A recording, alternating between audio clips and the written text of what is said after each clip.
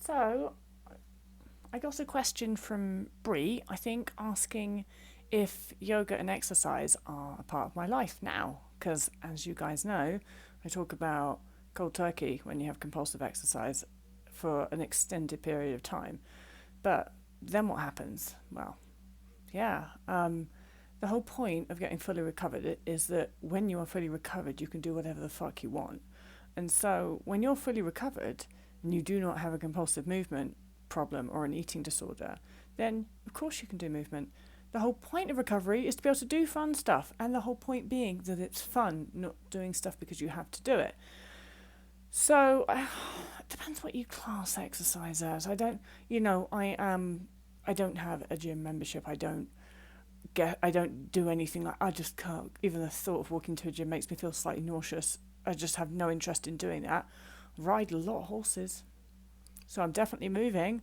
I have a farm, so I'd say I'm pretty active. Do I do yoga? Not really. The main reason for that, though, is nothing again. I mean, I need to stretch. I tell you, I should be doing more of it. But I can't. I couldn't do a yoga class, I don't think. But the reason for that is not because I have anything against yoga. It's more that I just can't deal with having a 20-year-old give me life advice. That's just what happens when you're in yoga class. You get some 22-year-old kid telling you about like how your life should be and to love others and be accepting, and I don't know. I just can't deal with all of the sort of guruism and if I go to a yoga class, I just want somebody to guide through the poses and shut up, and they just can't seem to be able to do that, can they? It's all about moral superiority. That's the reason I really don't do yoga. Plus, I can't listen to the soundtracks. Most of the time, they wind me up as well. But most of all, I just can't deal with somebody telling me to open my heart every time I stand up. Just say stand up and lift your arms above your head, and then push your arms back. I don't need all the open the heart and let life in crap. Anyway, totally beside the point. So, I think the yoga can be very beneficial to a person just because, the body can do with stretching. I need to do more of it. I certainly don't do it compulsively. That is for sure. Maybe 5 times a year. I I enjoy lots of things. Like I went for a bike ride with Matt the other week. Oh, honestly, to say I enjoyed that is a bit of a stretch. I did it because I love him, because he wanted to go. It was alright, Didn't hate it. I just, I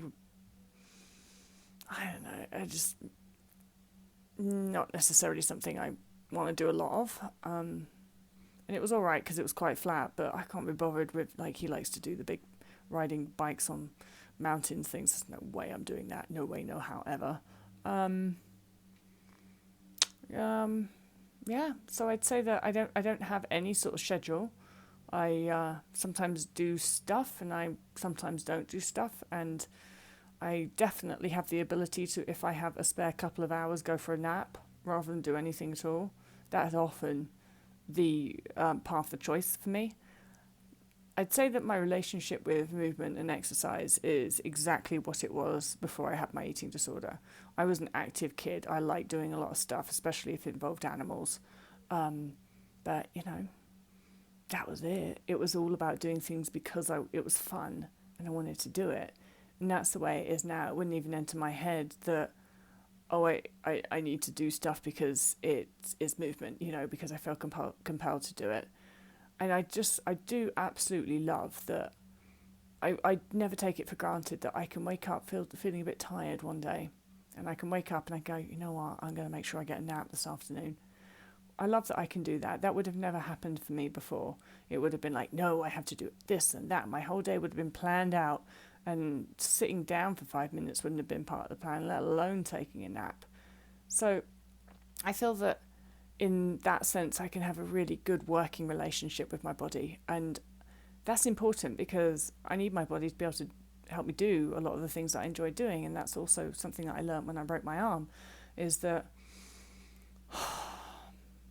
I really, really appreciate my body. I really do. It enables me to do so many things that I enjoy, and I never take that for granted. And so if my body is asking me for rest, if my body is asking me for food, you know what? It can have it, because I can't be without it. My body does come first. I really do prioritize it, and I just appreciate it so much. It's just wonderful, and the things it allows me to do are so fun. So yeah, the body comes first, and that's, I think, how everybody's relationship with movement should be.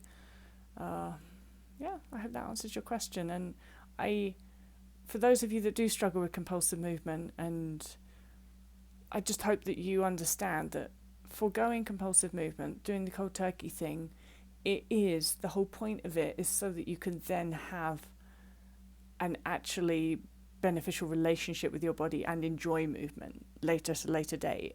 It's not saying thou shalt never do movement again. Far from it. It's saying you have a body, you have to sort of actually learn how to listen to it and work with it so that you can properly enjoy this stuff. And it can and does work, but you do have to stop. You have to stop to do the neural rewiring part. You have to stop to unlink movement and food. You have to stop to teach your brain that you're absolutely fine resting, and that nothing bad happens if you do that. You have to stop to rewire that fear of stopping, to teach your brain that there's nothing to be afraid of.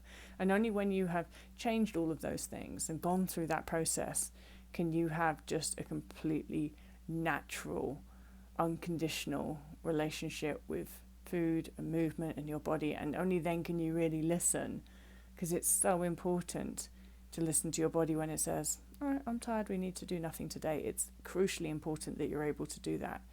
And it's just the freedom of, like waking up and not having a plan. And maybe I'll wake up and not do much, and maybe someone will say, oh, do you want to go for a bike ride? And maybe I'll say no. Maybe I'll say, no, I'm actually reading this book, I've just been reading a book called Into the Wild. I think I read it before. It's about this crazy guy who I actually think, Chris McCandless. I'm reading this book and I'm thinking, this guy has got an eating disorder. It's super obvious to me, and no one nowhere mentions it. But anyway, I don't need to go into that. But so yeah, this last weekend I was reading that book, and so I didn't want to do anything much other than read the book, and that was okay. It's magic, isn't it? All right, bye.